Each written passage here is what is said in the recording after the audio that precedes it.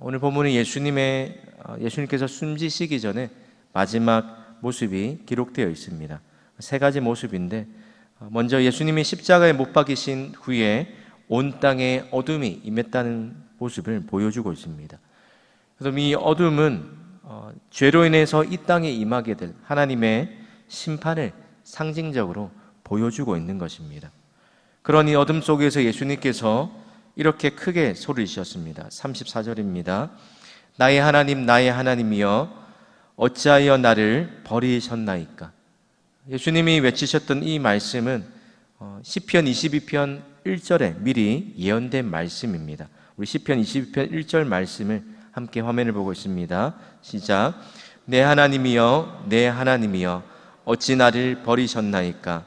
어찌 나를 멀리하며 돕지 아니하시오며 내 신음소리를 듣지 아니하시나이까?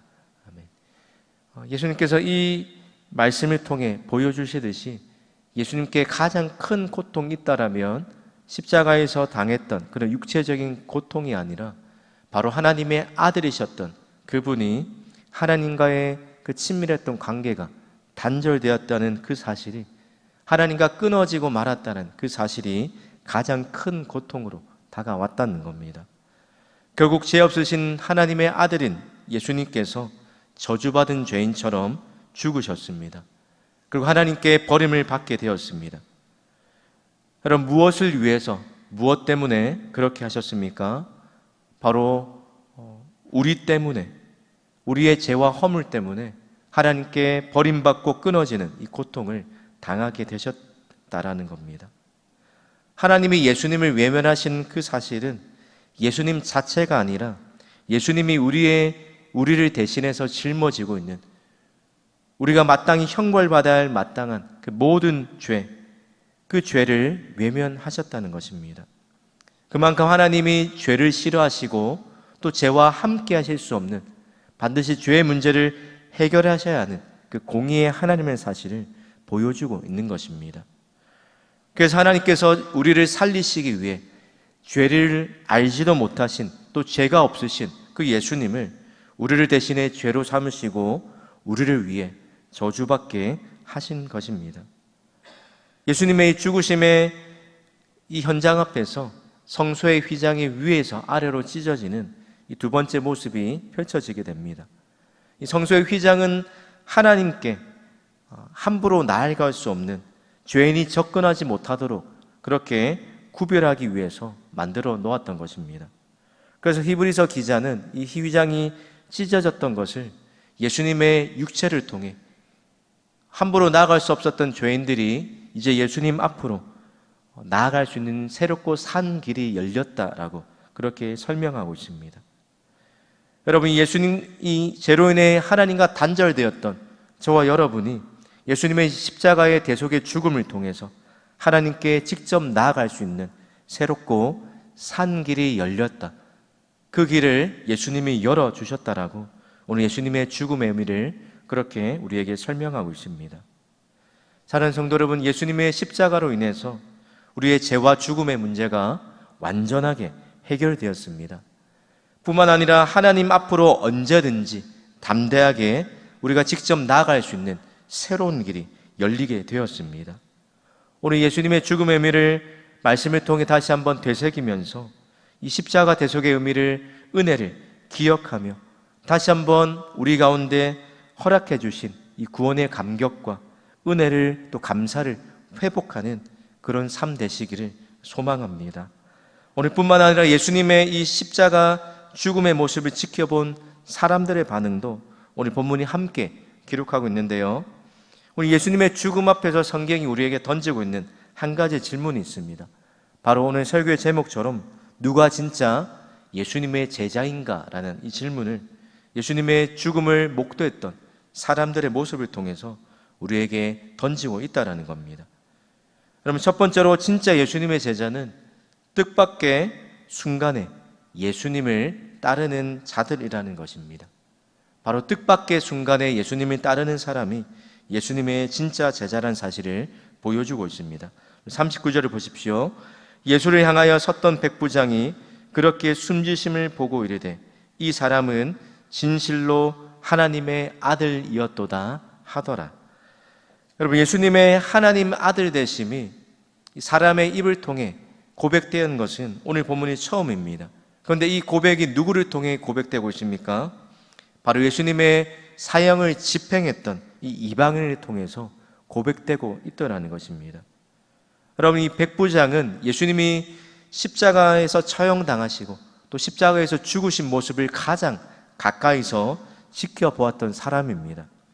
그래서 이 예수님의 죽음을 또 예수님께서 십자가에서 하셨던 행동을 지켜보면서 이때까지 그가 봐왔던 다른 제수들과는 달랐다는 것을 그가 직접 보고 꼭 깨닫고 느끼게 되었다는 것입니다.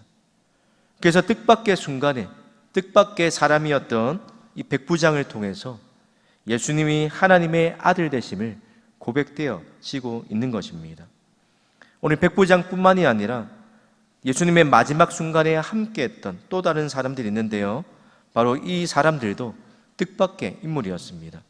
바로 여인들이었는데 막달라 마리아, 작은 야고보와 요새의 어머니 마리아, 그리고 살로메라는 이 여인들이었습니다. 성경은 이 여인들이 어떤 사람들이었는지 41절에 이렇게 소개합니다.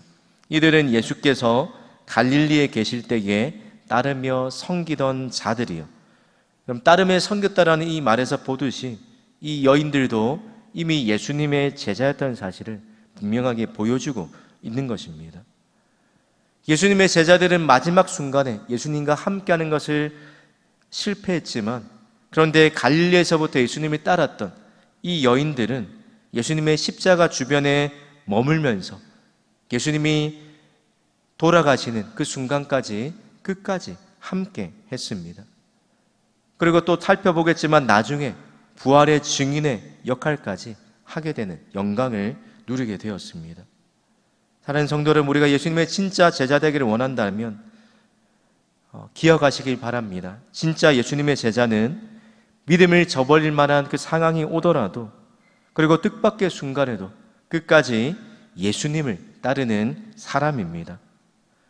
오늘 저와 여러분의 삶이 바로 그러한 삶, 뜻밖의 순간이 찾아오더라도 끝까지 예수님 편에서는 그런 제자의 삶을 살아가시기를 주님의 이름으로 축복합니다. 오늘 여인들뿐만 아니라 마지막으로 뜻밖의 순간에 예수님을 따랐던 또 한 사람이 소개됩니다. 바로 아리마대 사람 요셉입니다. 여러분, 이 사람을 통해 보여주는 진짜 예수님의 제자의 모습이 있는데, 바로 진짜 예수님의 제자는 당당하게 믿음을 드러내는 사람이 진짜 예수님의 제자라는 것입니다. 우리 43절의 말씀을 화면을 보고 함께 읽습니다. 시작. 아리마대 사람 요셉이 와서 당돌이 빌라도에게 들어가 예수의 시체를 달라 하니, 이 사람은 존경받는 공회원이요 하나님의 나라를 기다리는 자라.